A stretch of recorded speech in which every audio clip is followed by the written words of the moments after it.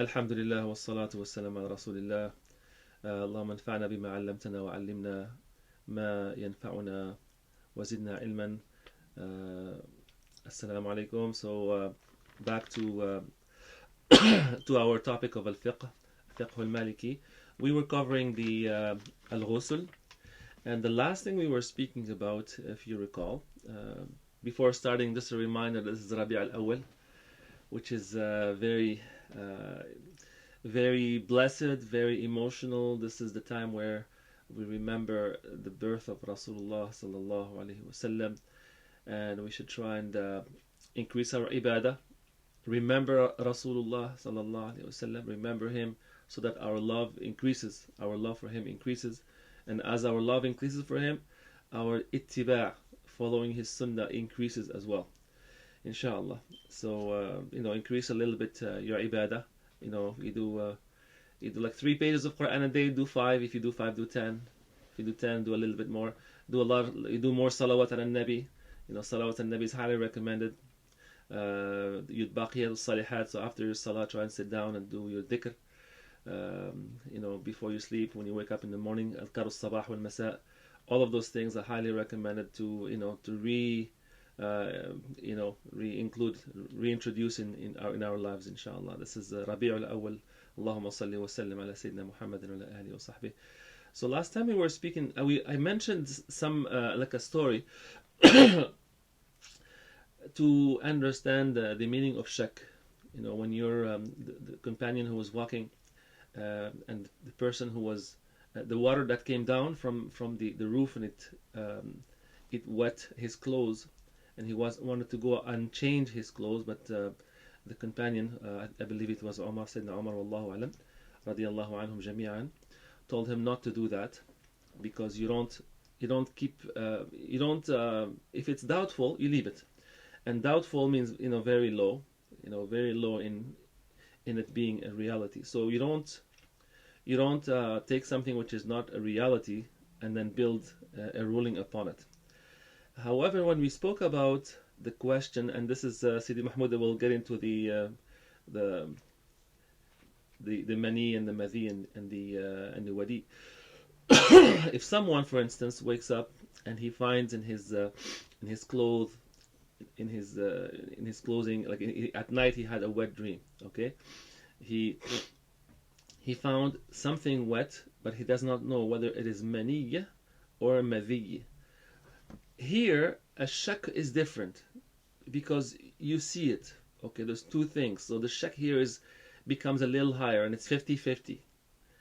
So is it this or is it that? So the ruling here is different. The shak. So if you have a doubt about something, what you're certain about remains the status quo. So my tahara, the tahara of my clothing, is overpowering or greater than the doubt of that water being not tahir. But here the madhi and the mani, you don't know whether it is madhi or mani. The difference between al-mani and al-mani, the sperm is thicker. The madhi, it's the semen. Okay, that's the excuse the graphical language, the pre-ejaculation fluid. So you wake up, you don't know. Okay, you have no way to tell, but you think it's this or you think it may be that. Because it's 50-50, now the shak, the doubt becomes, it dictates upon you to make ghusl. So the mashhur, we're talking about the mashhur of al-madhab, and that's the way to go through the rulings here, to go through the madhab, is to go through the mashhur. The mashhur is this shak makes it an incumbence upon you to do a tahara, to wash, to of course to make ghusl, because it's probably mani, it's sperm, so you have to do ghusl and to wash your clothes as well. فلأن الشك مؤثر here الشك مؤثر في إيجاب الطهارة بخلاف الوهم. الوهم is lower than الشك. الوهم is like imagining, okay, and imagining is like less than 30%. Like shak is less than 30%, but even less than that.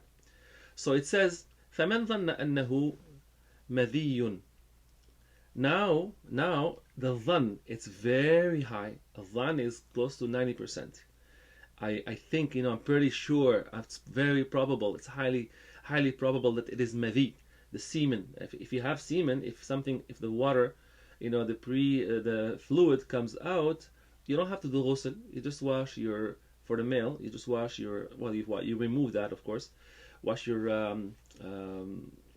male organ, uh, and you do your wudu, and then you can pray.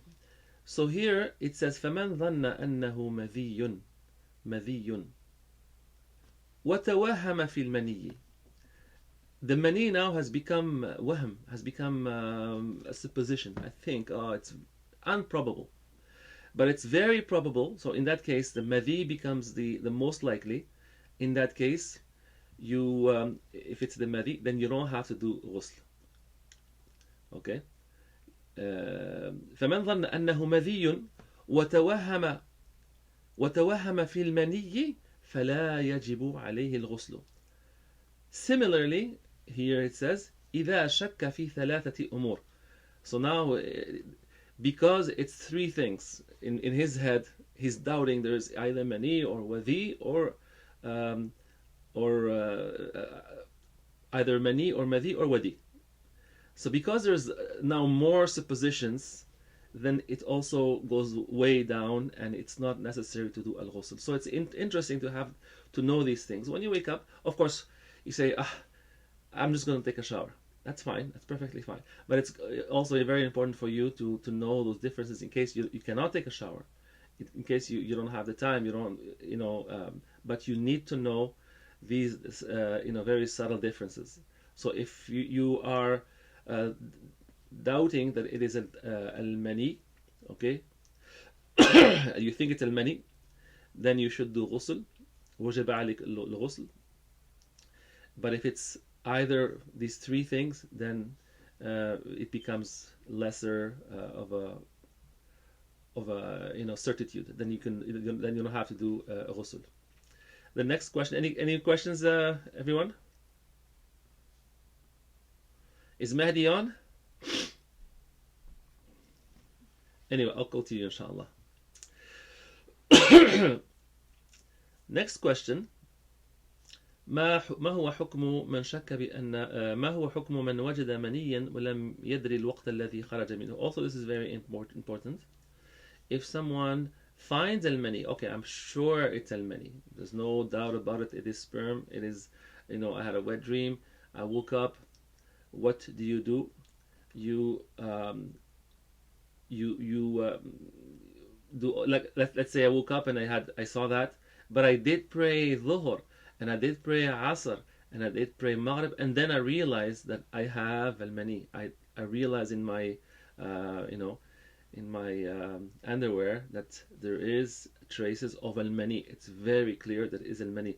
So I have to go back and re-pray, make ghusl and re-pray dhuhr and asr and maghrib. Okay, so you got to make sure that you go back to the last time that you slept in the morning. I woke up in the morning and I prayed, and I had prayed Fajr. I went back to sleep, and then this is the last time you slept.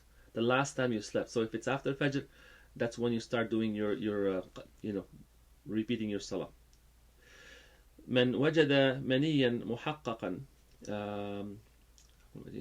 محققا أو مشكوكا ولم يدري الوقت الذي خرج فيه فإنه يغتسل ويعيد صلاته من آخر نومة نامها سواء كانت بليل أو نهار ولا يعيد صلاة ولا يعيد ما صلاه قبلها. And you don't pray what is before that. That's the last sleep. It's after it, not whatever you don't repeat whatever you've prayed before that sleep. وكذلك المرأة, and the same with the woman.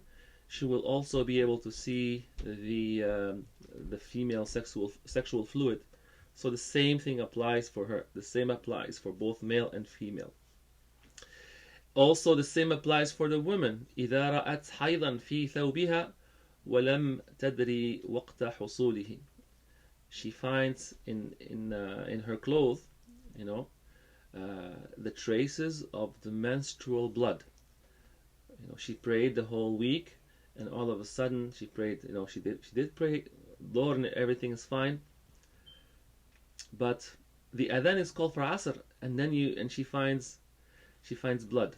So that blood means that she has, it came in at the end of the adhan. It may have come before the adhan of Asr, but she realizes, she notices it after the adhan of Asr has been called. So when her menses are finished, she has to go back and do the Asr, okay, because she noticed it, and it could have come after the adhan of Asr. Is that clear?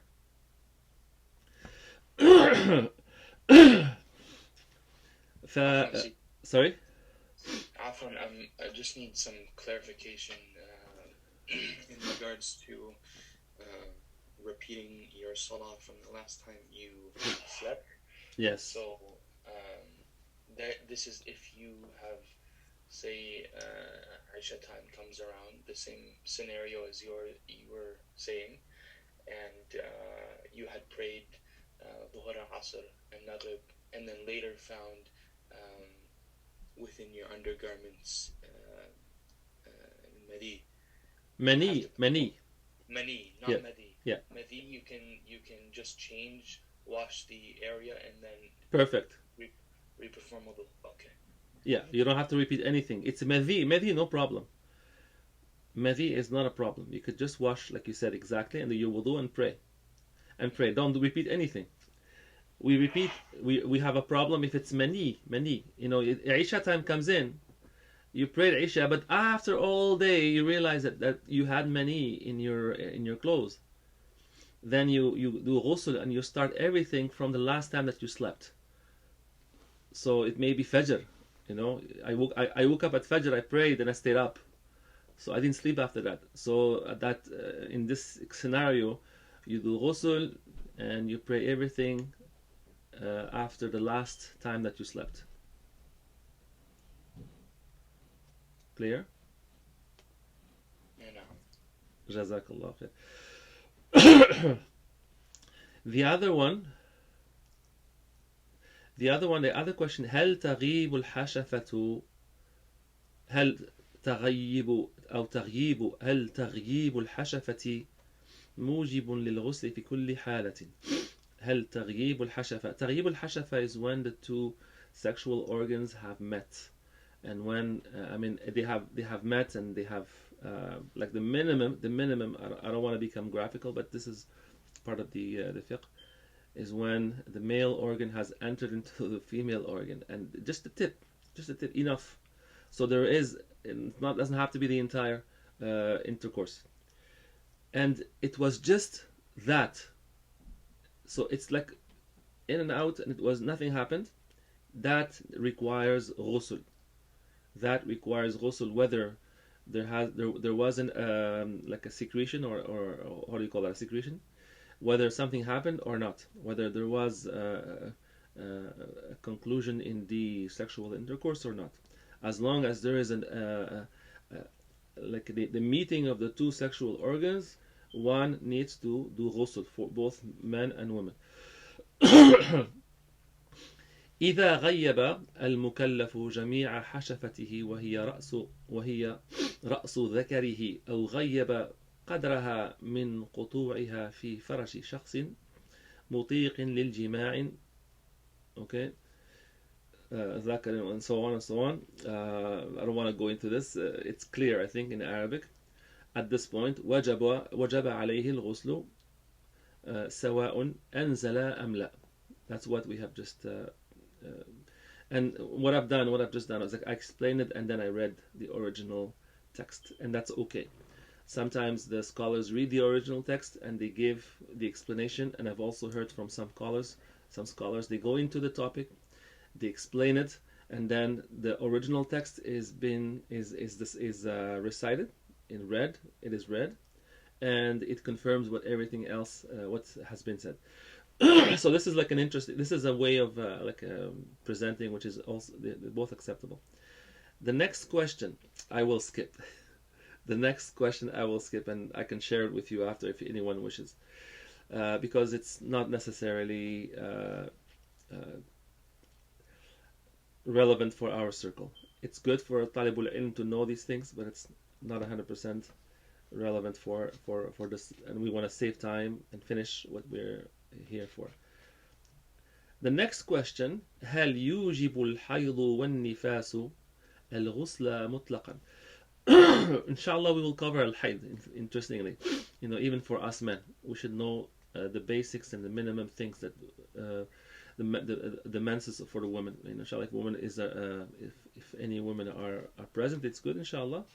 And from the Maliki point of view, which unfortunately many women are not practicing, because they take the fatwa from the internet, and and we forget and we neglect going back to the classical fiqh, classical madhab. And this will be covered inshallah, the classical opinion of the Maliki in the subject of the menses, or the menstrual period. هل يوجب الحيض, when a woman has her menstrual period.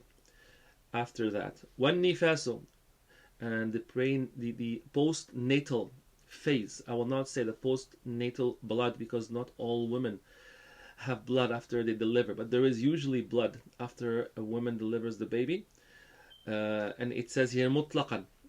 Does the menses and the post natal blood for the woman require ghusl unconditionally, like at all time, every single time?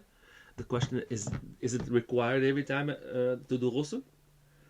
The answer is يوجبان الغسل على الحائض والنفاس. Yes, it is an obligation. It is an obligation. يوجبان, it's an obligation to have ghusl for the woman when she has her period, and when she has the blood after she delivers the baby. Even if the menses, okay, ولو كان الحيض دفعة واحدة.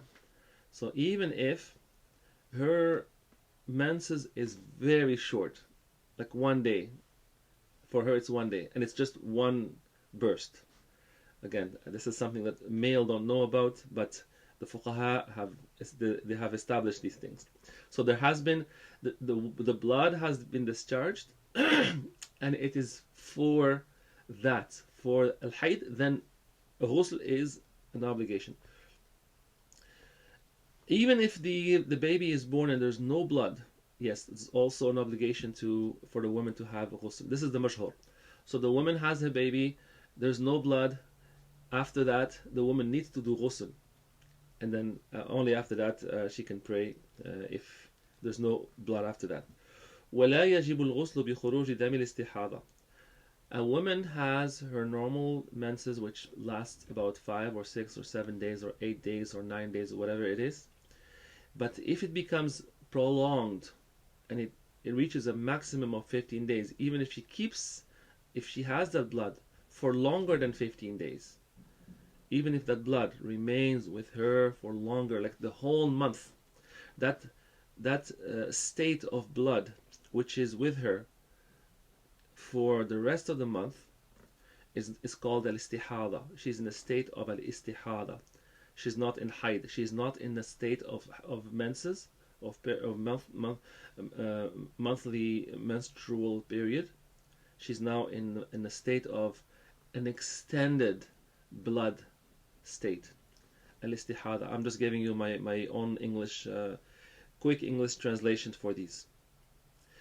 In that state, she doesn't have to do ghusl. All she has to do is wudu. Okay? ولا يجب الغسل بخروج دم الاستحاضة وإنما يندب إذا انقطع. She has al-istihada for 10 days. So usually she has 6 days.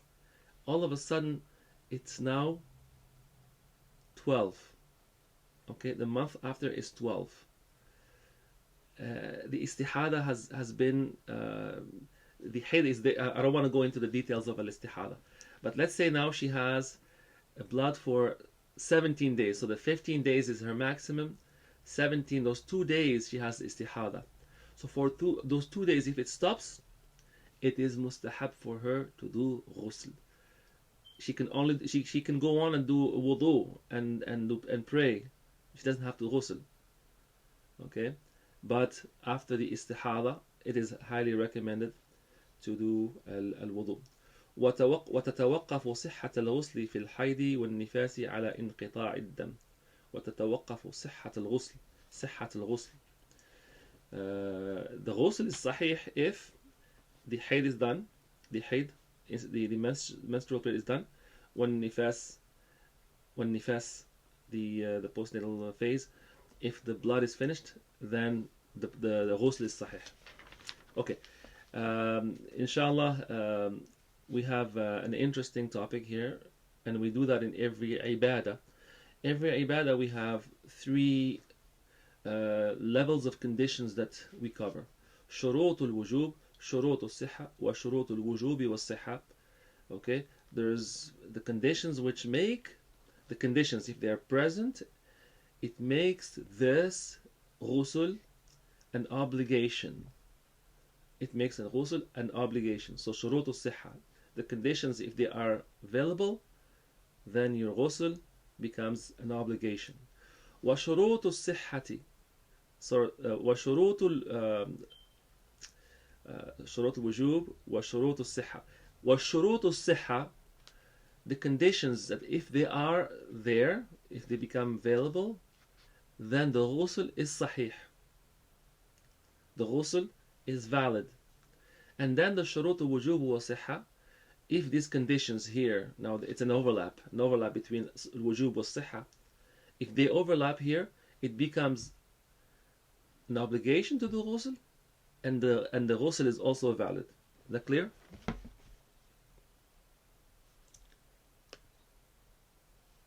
Okay. So, what are these shurut al-wujub? Shurut al-wujub are four. If the time comes in, if the person is not is junub, he needs to have a ghusl. Okay, and the time has come in. Let's say the person had intercourse with his wife or with his spouse at night, and then he wants to go to sleep, but he doesn't want to do ghusl, doesn't have the water, he's tired, could be anything. The person goes in, does his wudu, which is highly recommended, it's mustahab. He does wudu and he goes to bed. That's perfectly acceptable. But that wudu, if he does ghusl at that time, it's not wajib. It doesn't have, because he doesn't have to pray. But if it is fajr time and the adhan is called, it becomes wajib for that person to do ghusl. Wal bulugh, if someone reaches puberty, it becomes an obligation for that person to do ghusl.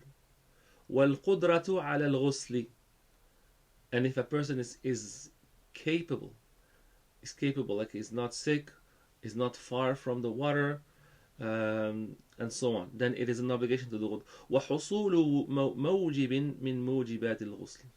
وحصول موجب من موجبات الغسل, which is والله أعلم الجنابة. If someone becomes junub, then he has to وحصول موجب من موجبات الغسل.